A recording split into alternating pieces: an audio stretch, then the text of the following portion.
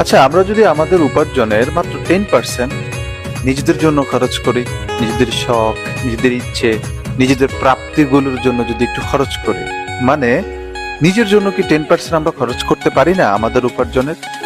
দেখেন, বাস্তবতা কি আসলে আপনার পরিবার, আপনার সংসার চলছে, কিন্তু কোনো না কোনো ভাবে চলবে। আপনি থাকলেও চলবে, আপনি না থাকলেও চলবে।